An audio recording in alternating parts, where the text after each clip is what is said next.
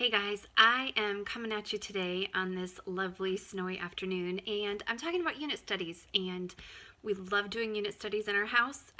They're great because I have a large span of ages of kids. I have a 16-year-old, almost a 16-year-old, all the way down to a 4-year-old. And so doing unit studies is just a really good way that we can all kind of partake in the same, you know, idea of study for a good chunk of time. We are usually doing different things. It's unit studies are great because you can kind of adjust the activities to the ages and abilities of your kids. So obviously, for my almost 16-year-old, I will assign harder reading and more complex writing assignments and things like that. For my 4-year-old, she can be involved in the projects and the hands-on recipes that we make and the games that we play and the movies that we watch and the music we listen to. So they're really, really great ways to incorporate all the people in your household and just really like unite together on learning something amazing together. That's why I love unit studies. So what I'm about to show you in this video is how I have set up our recent unit studies. We have just completed one on colonial life, but this video can really apply to any unit study that you're planning on doing. We have been using, the last few unit studies that we've been using Homeschool in the Woods unit studies as our spine, and these are amazing unit studies, and I'll tell you why more in the video. But this is going to just show you how we used that particular resource to plan a big, meaty, fun unit study. So what I'm going to show you in this video is how I plan out a unit study, how I choose the books that we're going to read, how I choose the projects that we're going to do, and just kind of show you how I lay it all out and put it all together, divide it up into weeks, and follow through and execute our plan. So for this video, we have been using Homeschool in the Woods unit studies for our last several unit studies, and we really, really enjoyed them. They are thorough. They are just really, really great resources to help you plan a unit study. I don't follow them exactly, pretty much like every piece of the curriculum that I have. I do not follow it to a T. I just, adjust it to make it more usable for our family, which is what the beauty of homeschooling is. You can make it work for your family. So in this video, I'm going to show you how I put together my planner for the unit study, put it all together, choose the resources, and follow through for an awesome unit study. I hope you enjoy.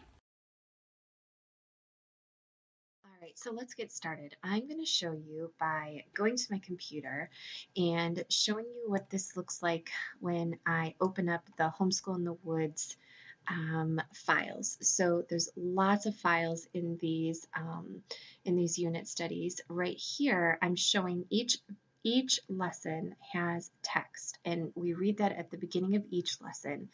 And what I like to do is I like to print out each of those texts for those lessons that I have to read and then bind them all together.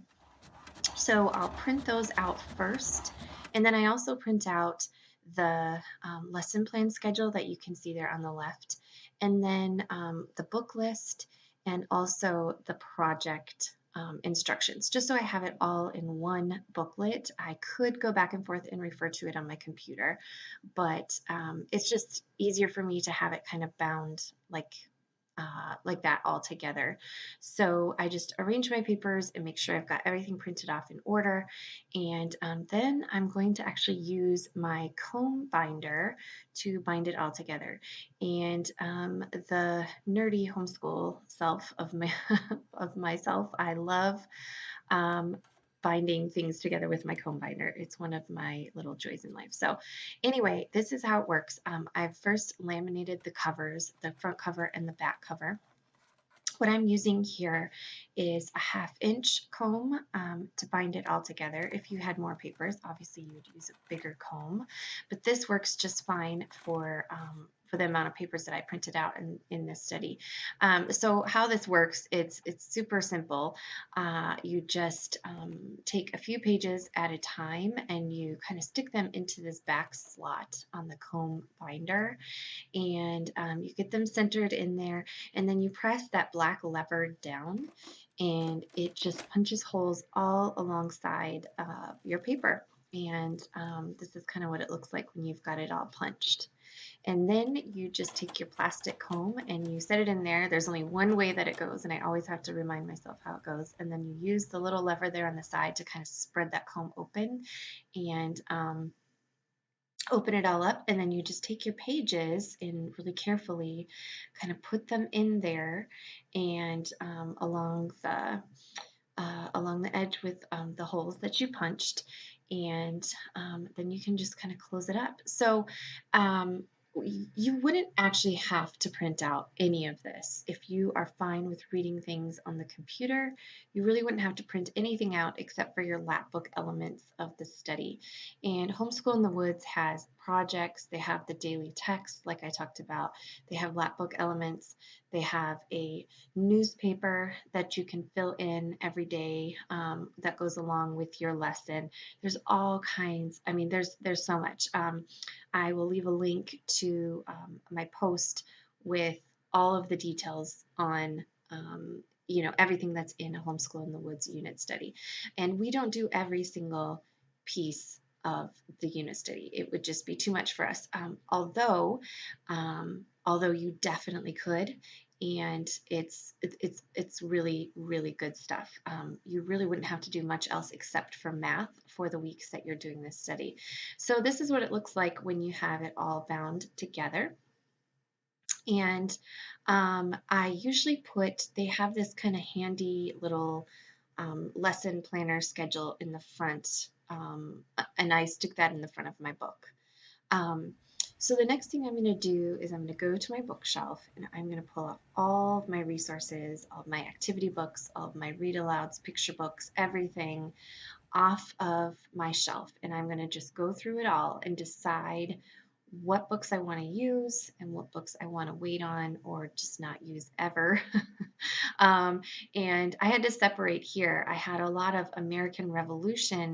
um, American Revolution resources and colonial life resources, and I was separating out the American Revolution resources to use at a later study, which we'll be doing on the American Revolution specifically. So right now we're just focusing on colonial life.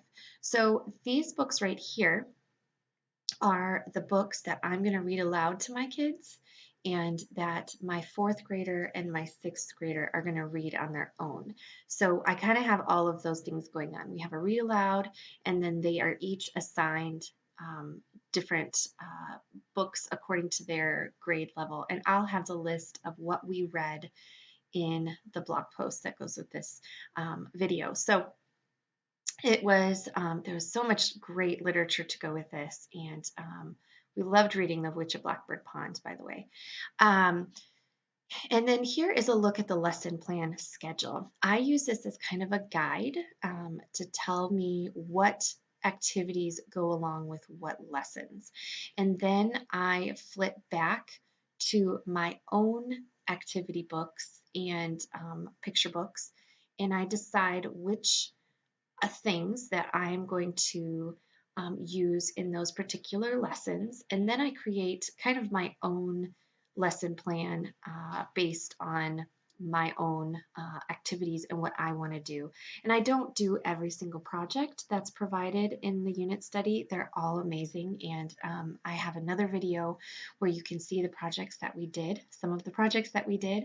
And but it's just a lot for us to get all of that in. So anyway, here's just a look at the picture books that we read along with our colonial life study.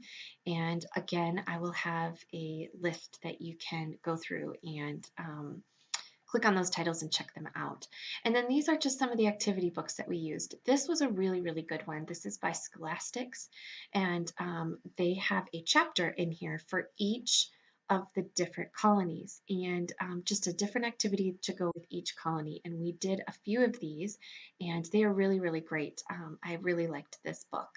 Really fun stuff in here. And then this one, we are longtime users of the Evan Moore history pockets, literature pockets. They're just so much fun.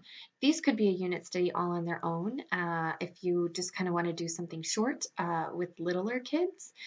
And here's just kind of a look at what the pockets look like. But we did use a few of the elements from these books in our study as well. And so this is just a look at how I kind of sketch out. It's very rough, it's very messy. And this is just kind of what my lesson plans look like. And this is what I follow. So along the side, each row in my chart there is a week. So you can kind of see along the side, I have weeks 1 through 8. It took us about 8 weeks to do this study. And down at the bottom, you can see I've got project days planned in. I usually like to set aside a day or 2 days that are just nothing but projects. So here's a peek at a few of the projects that we've done. And all in all, this was an amazing unit study. We loved it. And we were just left with so many great projects and a beautiful lab book. So I hope you'll check out the post with the full review and the book lists and all of the other details from our unit study.